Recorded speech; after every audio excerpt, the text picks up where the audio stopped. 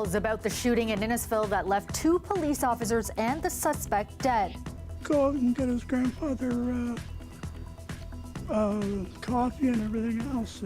We're learning more about the young man suspected of shooting and killing the officers inside a home. Meanwhile, the SIU saying today the 2 officers never drew their guns. Plus, we keep life in the city affordable in the face of rising interest rates and inflation.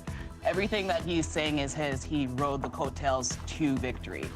John Tory defending his record as other candidates challenge him in the city's first major mayoral debate ahead of the municipal election. And restaurants aren't back yet. We had a tougher summer than we thought we would. We're still under a lot of debt. Debt, labor shortages, inflation. Restaurants are still struggling even as the pandemic eases. The new campaign that is shining a light on the industry's tough road ahead to recovery. Good evening, I'm Kelda Yoon. We're learning more tonight about the events leading up to the deaths of 2 police officers in Innisfil. The province's police watchdog revealing the officers never had a chance to draw their guns before they were both shot and killed inside a home. Now, meanwhile, neighbors are shedding more light today on the suspect who also died inside the home. Ali Chiasson has more. Do you know the family across the street? Sure. And what do you know about them? How are they? Great. I was standing talking to Glenn at 5 o'clock that night. Tom Wilson lives across the street from the Doncaster residence. He's friends with Glenn Doncaster. We were joking around in the garage there. He was having a cigar. Wilson says Glenn's grandson, Chris Doncaster, seemed like a polite young man who cared for his elderly grandparents who he lived with. Nothing seemed amiss in the 12 years he's known them. No, they go out. He was go out and get his grandfather coffee and everything else, and come back and give it to him, and took care of him, basically. Mere hours before the bloodshed, Wilson said everything seemed fine at the house across the street. As I say, Chris came in at 5 o'clock when I was there and drove his truck by, and I was just ready to leave, and he said, "Oh, there's Chris." Wilson went home for supper, and by 8 p.m., the police were called to the Doncaster home for a disturbance. Chris Doncaster allegedly shoots and kills 2 cops, and he himself is dead. So how did you feel when you heard what happened? Shocked, sad, mad. The Special Investigations Unit says the 2 slain officers, Constable Devin Northrup and Constable Morgan Russell, did not draw their weapons. Chris Doncaster, however, was armed with a semi-automatic rifle, says the SIU, mortally wounding both officers who are trained in responding to mental health and crisis calls. A 3rd officer at the scene exchanged gunfire with Doncaster. We are supporting that 3rd officer, but at this time I cannot speak to the details of the call. However, that member is being supported. The outpouring of support from the public and other police jurisdictions continued today. It's just very, very touching for everybody to see this. So thank you for taking the time. And I feel sorry for the officers here because it's their fellow, brothers and sisters that work together. Like they're like a family too. I feel so bad.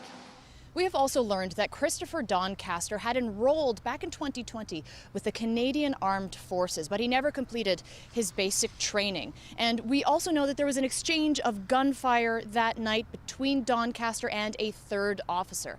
But Doncaster's cause of death has not been confirmed. His autopsy is scheduled for tomorrow, when we will probably hear some more answers. Ali Chiasson, CBC News, Innisfil. The man charged in connection with a crash that killed a York police officer has been denied bail. 23-year-old Howju Joe of Markham is facing impaired driving charges in the crash last month that claimed the life of Constable Travis Gillespie. The 38-year-old Gillespie was on his way to work when his car was hit head-on along Major Mackenzie Drive. Joe is scheduled to be back in court at the end of November. Peel police are looking for the driver involved in a hit-and-run that killed an elderly woman this morning in Mississauga. So for the driver of the vehicle that was involved in this collision this morning, we urge that driver to please seek legal counsel, speak to a lawyer, and then turn yourself in. It happened around 5:30 at the intersection of Tompkin Road and Britannia.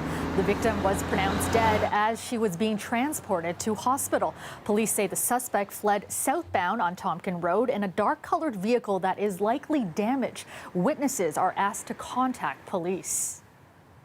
York Regional Police are releasing new details about a deadly crash that happened in Markham yesterday. They say 2 siblings are dead and their mother critically injured after a dump truck and car collided. It happened at the corner of Markham Road and Elson Street around 2 p.m. York Police say a dump truck with a trailer collided with an Acura that had 3 people in it. The driver of the Acura, a 21-year-old man, died at the scene. His 23-year-old sister, who was sitting in the back, also died. Their 52-year-old mother was in the front passenger seat at the time. She remains in hospital in critical condition. The 46-year-old driver of the dump truck was uninjured and remained at the scene. The municipal election is now just a week and a half away, and today some of Toronto's top mayoral candidates squared off in the first major debate hosted by the seniors group CARP. Now, campaigning for his 3rd term, John Tory found himself in the hot seat, defending his time in office as his opponents attacked his record. Municipal Affairs reporter Sean Jeffords has more. John Tory got straight to the point as the debate kicked off, stressing his experience as the reason why he deserves a 3rd term. The city itself is looking at a more than $1 billion budget crunch this year. Dealing with that and protecting frontline services will require someone with experience to see us through. It will take an even greater focus on finding efficiencies and smarter ways of doing things. I know how to do that. But Tory faced sharp criticism from his rivals, including urbanist Gil Penalosa, who slammed the mayor for only taking part in 2 debates ahead of the vote. Maybe it's because people would have an opportunity to see that in the last 8 years, the city has become less affordable, less equitable, less sustainable, and we need to change. Chloe Brown, a federal policy analyst, was critical of Tory's record, accusing him of taking credit for the work of other governments, leading to one of the sharpest exchanges of the debate. The housing plan that he's saying is his, it's Justin Trudeau's. The transit plan that he's championing is his, is Doug Ford's. Everything that he's saying is his. He rode the coattails to victory. I'm not done speaking, you John. have to work with other people. You have to work with the other government. Yeah, it's I've essential watched for the you city to work with the other government. So the candidates also tackled policy during the debate, with environmentalist Sarah Clemenhaga promising to make TTC fares free for seniors if elected. I've heard from so many seniors who say, why can children ride for free, but we can't? We're on a fixed income. We need access to transit. And I totally agree. And free senior fares is the next step. Candidate Jack Yan stressed the city must reevaluate its budget, vowing to rein in city spending. It is wrong for the government to spend billions of dollars on ineffective social programs while patting themselves on the back. Advance voting is underway, and a 2nd mayoral debate is set to be hosted by the Toronto Region Board of Trade on Monday. Toronto's election is set for October 24th, less than 2 weeks away. Sean Jeffords, CBC News, Toronto. In the last municipal election, the Toronto riding of Humber River Black Creek had one of the lowest voter turnouts in the entire province. Now, this time around, there are even fewer polling stations for residents there to cast their ballots. From CBC Toronto's Jane and Finch Community Bureau, Ardell Manukduk takes a look at how this might impact turnout this year. These are just some of the locations that no longer have polling stations in this year's municipal election.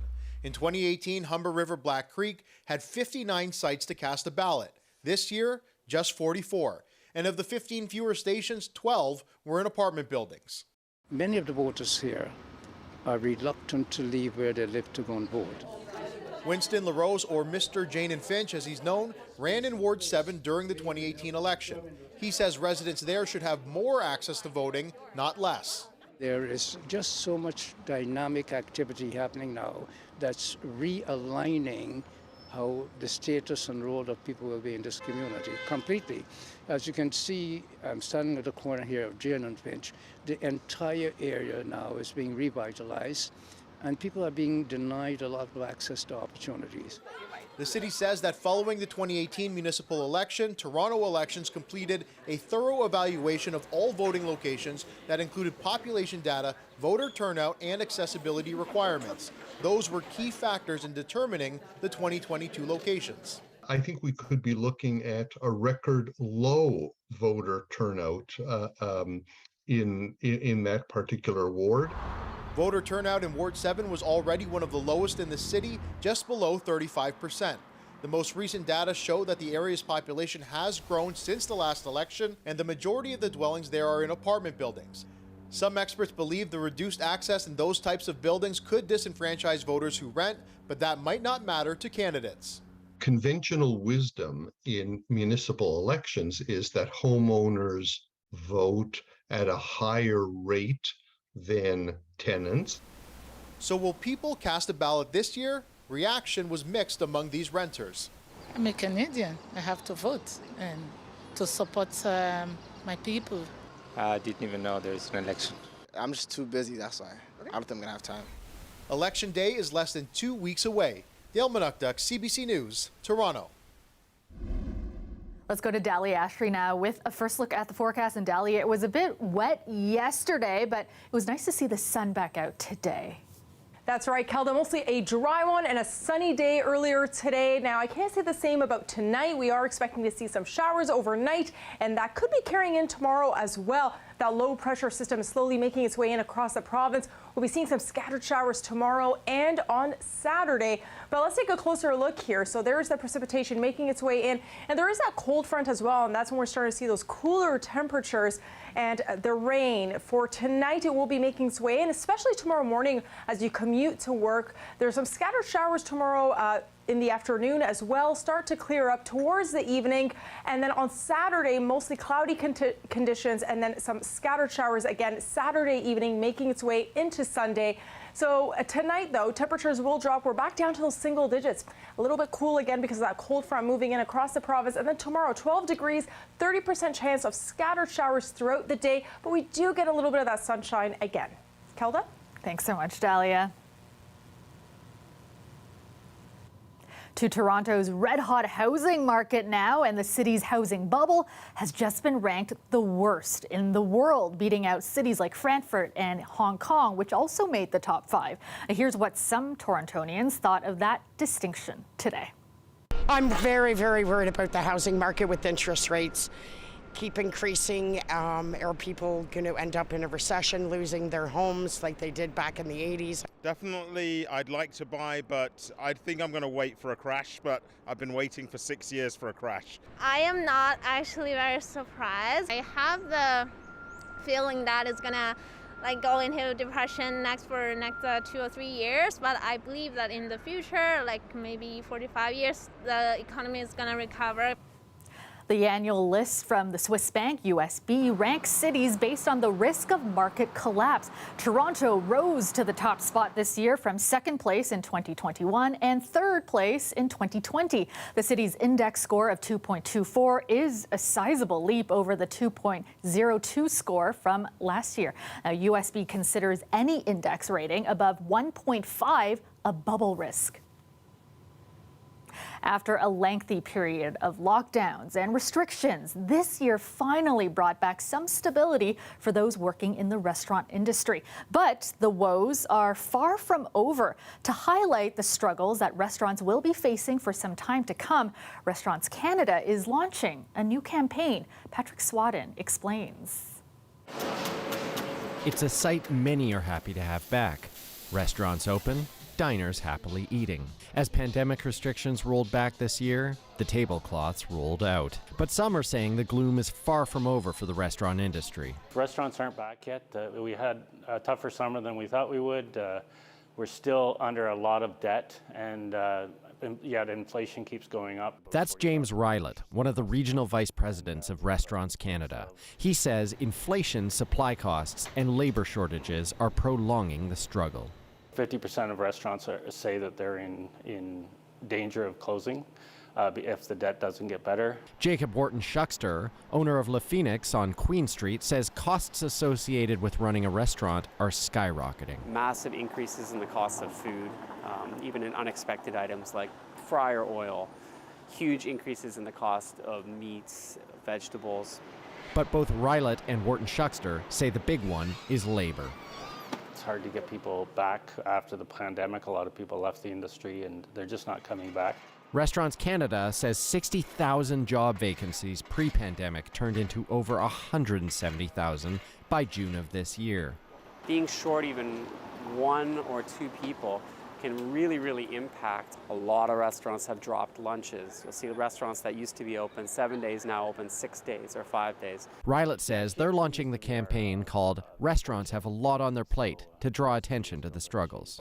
It's two prongs. It's to bring awareness to people and to public as well as officials and government officials and governments, and saying to them, we still need your help. They're asking the government for forgiveness or repayment extensions on loans given to restaurants during the pandemic, as well as a streamlined process for migrants to become residents. Restaurants Canada says this will help with labor shortages. Though Rylott understands with inflation, eating out is often the first thing to go. We are cognizant of that, and restaurants try and keep their prices as low as possible, and hopefully they're able to keep their customers coming in. Patrick Swadden, CBC News, Toronto. To Scotiabank Arena now, and the Toronto Maple Leafs playing their home opener tonight. This game went better than last night's season opening loss in Montreal. Oh, she holds the line, but time expires, and the Toronto Maple Leafs win their home opener 3-2. Toronto taking this one 3-2 over the Washington Capitals. The Leafs trailed 2-1 after the first period, but came back to tie the game in the second and get on the board with the winning goal midway through the third. Mark Giordano and John Tavares both scoring for the Buds, along with Swede newcomer to the Leafs, Calle Järnkrok. Ilya Samsonov in net, earning his first win as a goalie for the Leafs. Time for a short break. We'll be right back. Welcome back. Starting Monday, anyone 12 and older will be able to receive the Omicron-targeted bivalent vaccine. And as Natalie Collada reports, it comes as we are once again seeing a rise in cases. Experts say it's the right dose at the right time. Starting Monday, children 12 to 17 who have received at least 2 shots will be eligible to get a bivalent booster. We are seeing a lot of COVID in our patients and a lot of other viral illness as well, with fevers and coughs and runny noses. Across Ontario right now, COVID cases are rising, with test positivity rates once again nearing 15%. While many kids have had COVID in the recent last few months, many kids have been vaccinated farther before then. Many kids are way past their 6 months after their second primary series dose. And with waning immunity, we're then at more risk of getting COVID and getting severe illness with COVID. A particular concern is in Toronto, where the latest data shows while the majority of 12 to 17-year-olds have received 2 doses, only 34% have received a booster. We're already starting to see the increase of COVID activity in our community, in our province.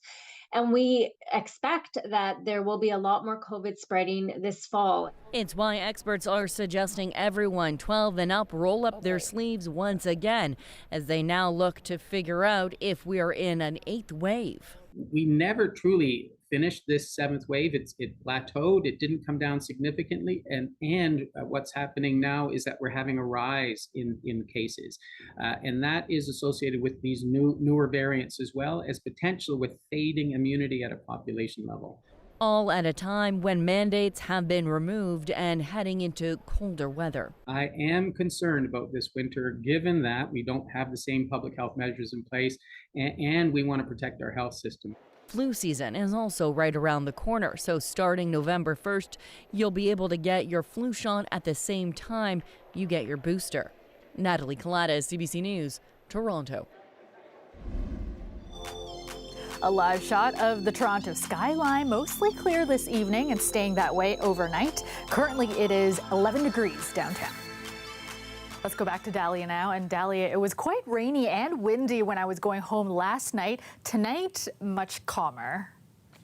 That's right, Kel. It was mostly a beautiful day today. Unlike yesterday, throughout the night, it was quite windy. We saw winds gusting up to 90 kilometers an hour.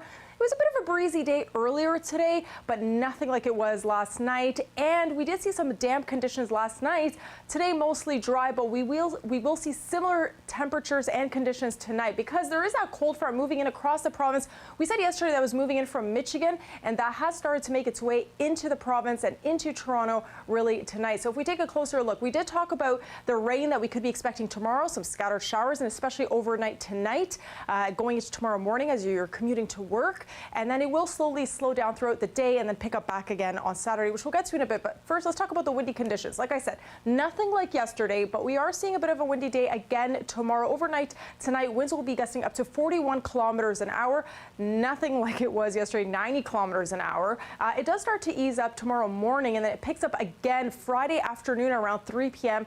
Winds will be gusting up to 35 kilometers an hour, and then later in the evening, 43 kilometers an hour. So we will see some scattered showers and then quite a breezy day tomorrow. Tonight, temperatures will drop to 5 degrees, partially cloudy in some areas across the Golden Horseshoe, a little bit cooler out in Markham and Mississauga, and then some scattered showers in St. Catharines tonight and down to 6 degrees. So we're back down to those single digits because of that cold front. So we are seeing those cooler nights ahead, and that is trending over the next few days, and it gets a little colder on Monday and Tuesday night. We do see some sunshine peaking throughout the week and into the weekend. We do see some scattered showers as well. Sunday, we get a bit of a break from the damp conditions, but then back to those damp conditions on Monday and Tuesday. So basically, you just want to keep an umbrella with you over the next few days because you never know when you'll need it. Thanks for the tip. Thanks so much, Dahlia. The walls of a Toronto high school are now adorned with the images of trailblazing Black Canadians. Bringing Black Canadian history, which is Canadian history, to the walls of the school is a reminder to all of our Black students as they walk the hallways that they belong here. To see models of individuals who've made it and who somehow have come through the struggles and can stand as mentors for me. And I think that looking at the young people, I think that's the message that we want to leave. Dr. Jean Augustine is one of 12 Black Canadian pioneers whose image now hangs on the walls of Weston Collegiate. Augustine also spoke to students at a special assembly at the school this morning. Now, the idea for the mural was developed by Kim Niles, who founded an organization that supports Black youth in overcoming systemic barriers. Organizers say it serves as a reminder to students that someone paved the path for them and that they, in turn, need to do the same for the next generation. And finally tonight, the sounds of children screaming for Santa will be returning to the streets of Toronto soon enough. For the first time since 2019, the Santa Claus Parade is back in person on November 20th. The parade will start at the corner of Bloor Street West and Christie Street before making its way down University, ending at Front and Jarvis Streets. The last two editions of the parade happen virtually, being pre-recorded and broadcast on television at a later date. And that is our show for you tonight. Thank you so much for watching. Have a great night, everyone.